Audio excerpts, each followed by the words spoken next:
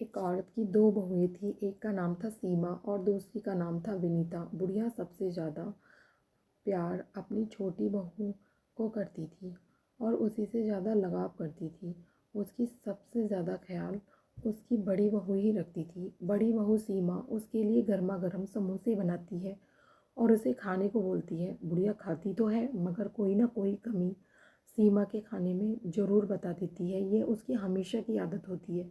और जैसे ही सीमा वहाँ से चली जाती है वैसे ही विनीता और उसकी सास दोनों की दोनों मिलके उसकी बुराइयां करने लग जाती हैं और बहुत कुछ कहने लग जाती है।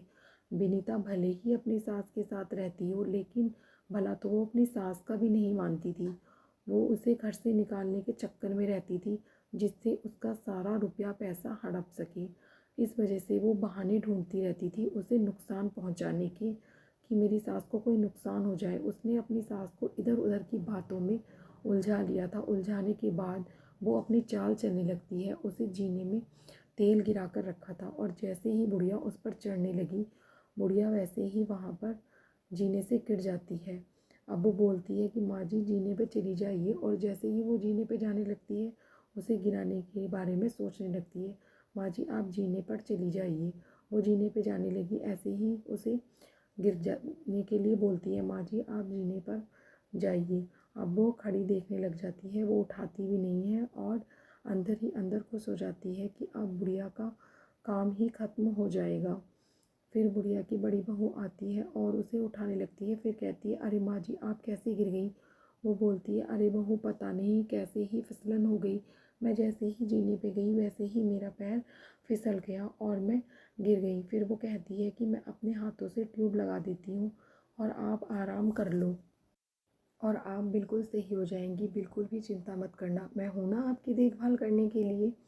फिर वो सो जाती है और आराम करने लगती है। बहुत देर तक आराम करने के बाद वो सोचने लगती है कि वो अपनी बहू के बारे में कितना बुरा बुरा सोचती है, कितना कुछ कहती है। बहू कितनी, मेरी छोटी बहू कितनी बदतमीज़ है और बड़ी बहू कितनी अच्छी है, और वो तो मुझे देखने के लिए भी नहीं आई है।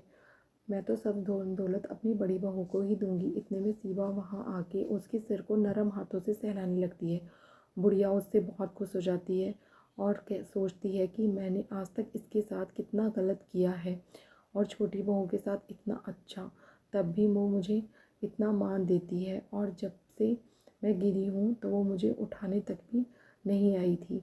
अब वो बुढ़िया कहीं होने के बाद बोलती है कि बड़ी बहू सुन, ये सारे के सारे जेवर गहने पैसे सब जो कुछ भी मेरा है वो मैं तुझे ही दूंगी और किसी को 1 रुपया भी नहीं मिलेगा तेरे अलावा। वो ऐसा कहने लगती है। फिर जब दोनों की दोनों बहुएं किचन में काम कर रही होती हैं तो बड़ी बहू छोटी को समझाती है कि मुझे पता है तू माँ जी को नुकसान पहुँचाना चाहती है, उनका रुपया पैसा लेना चाहती है, लेकिन तुझे ऐसा कुछ भी करने की ज़रूरत नहीं है। सिर्फ उनके साथ प्यार से बात कर, यही काफ़ी है। अब विनीता भी उसकी सिखाई हुई बात समझ जाती है और उसकी बात मानकर अपनी सास के साथ अच्छा व्यवहार करने लगती है और वे बहुत अच्छे परिवार की तरह रहने लग जाते हैं।